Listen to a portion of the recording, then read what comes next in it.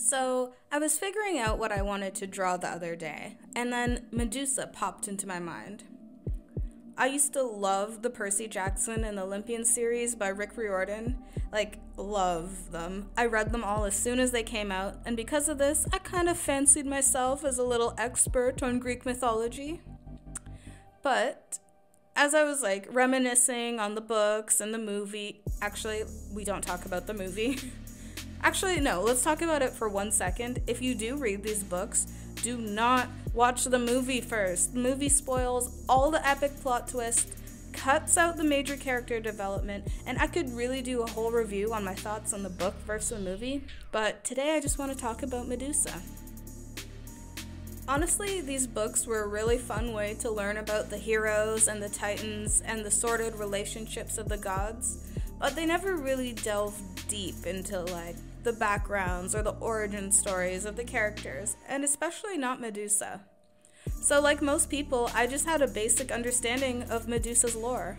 I know she has snakes for hair, she can turn her foes into stone with just a glance, and in the Olympian series, we find out that she hates the goddess Athena, and eventually Percy Jackson, the son of Poseidon himself, chops off her head. But what I didn't realize was how messed up her origin story really is. So let's get into it. Medusa was the only mortal of the 3 Gorgon sisters. She was stunningly beautiful, described as graceful, with gold ringlets and a sweet face, while her sisters were hideous, ugly, humanoid creatures with razor-sharp tusks.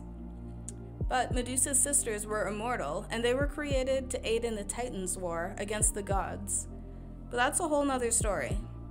Growing up, Medusa had a constant crowd of rival and envious lovers and potential suitors, but she chose to remain chaste as she was a priestess in Athena's temple.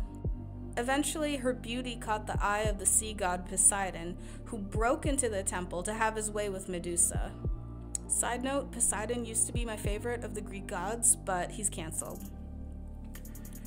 Anyway, Athena walked in on the assault, and rather than blame Poseidon for the violation, she turned her anger onto the beautiful priestess. She cursed Medusa by making her hideous with snakes for hair, and making it so that no one could look into her eyes without turning into stone.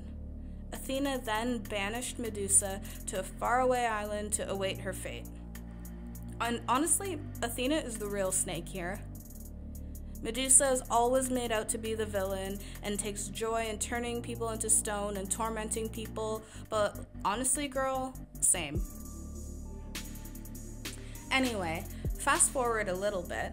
Medusa is just minding her own business, turning people into stone or whatever, when across the world, Perseus receives a quest to bring back the head of the only mortal Gorgon, Medusa. In the original myths, this version of Perseus is the son of Zeus, as opposed to Riordan's version being the son of Poseidon. Anyway, Percy leaves for his quest, and pretty much all of the gods are like, yeah, I'll help.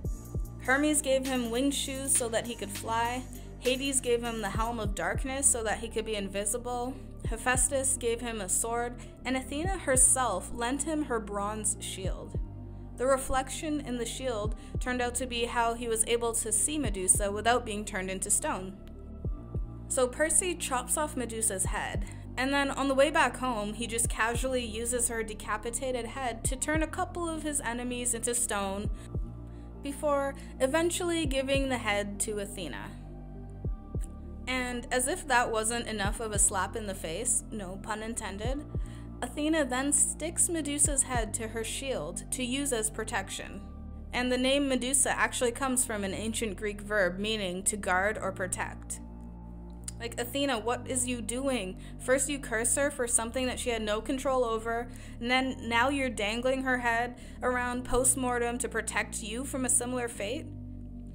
Oh, anyways, I forgot to mention that when Medusa's head was unceremoniously chopped off, a winged horse, Pegasus, and a giant sprung out of her neck.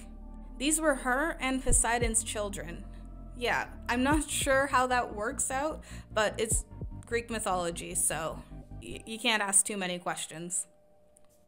Another random fact about Medusa and her Gorgon sisters is that blood taken from their right side has healing powers enough to bring people back from the dead, but if you take blood from their left side, it's poison. So, contrary to what Mini-Me thought, I was no expert in Greek mythology. So I'm just behind on the times, because apparently people have been using Medusa, and specifically the symbol of her head, as a symbol of power and revolution.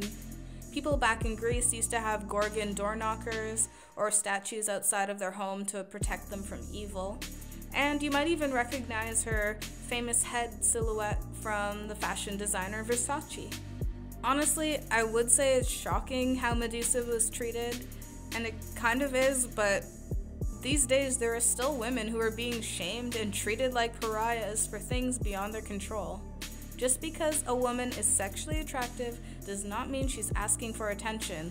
Like, let women exist in peace. Jeez.